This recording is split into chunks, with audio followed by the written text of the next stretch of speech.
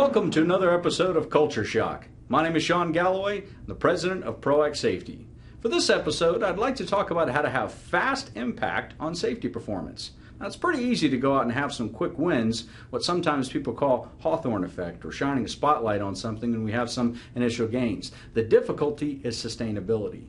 Through FAST is an acronym that stands for Focus, Architectural Structure, Skills of Interpersonal Communication, and Transformational Results Orientation.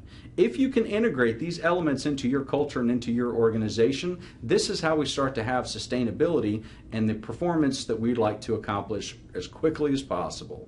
So, F, focus. What are we focusing on? There's a group of workers that I interviewed several years ago, and I got them together, there's about 80 of them, and I asked them this question: what are we focusing on in safety? I was very pleased that the vast majority of people could tell me two things that safety was focusing on. Usually you'll get more answers than that. Number one was a new steel toe policy protection that they had just rolled out. Number two was housekeeping. Now, I looked at their accident data over a 5-year period. If they were perfect at steel toe and housekeeping, they would have had an 8% reduction on their incident rates.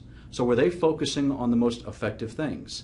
Unfortunately, they weren't. We identified a couple of other things that they could focus on. They had substantial improvement in the first year, and through the other elements, they were able to sustain this. So look at your own organization. Ask your people, what are you focusing on? And are you focusing on the things that would have the biggest impact in safety?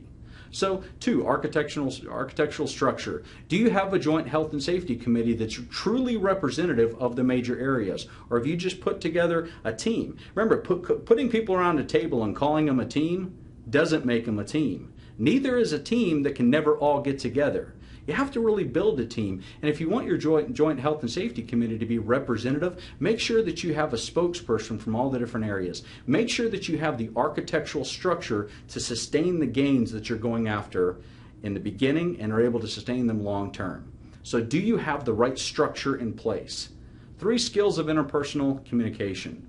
We want people to be talking to one another about safety, but not that ambiguous conversation of talk about safety. We want people to be talking about the focus, the things that have the biggest impact. And we want them to be able to have comfortable skills to where they can intervene if they see something that's concerning to them, but most importantly, intervene in a way that keeps the conversation focused on results and with respect. The human brain responds to social fear just like physical fear. It can't differentiate there. If they're scared in a conversation, they're going to shut down just as if somebody would in a physical threat. They're either going to fight or they're going to flight. So do they have the right skills of interpersonal communication? And the last one, T, maintaining a transformational results orientation. We don't want people just to be cranking a process in safety. We want to make sure that the goal of this is to improve safety, not to crank a process. So do you have the right structure? Are you focusing on the right things? Do you have these elements that are going to get you to where you want to go initially and stay there for a long time?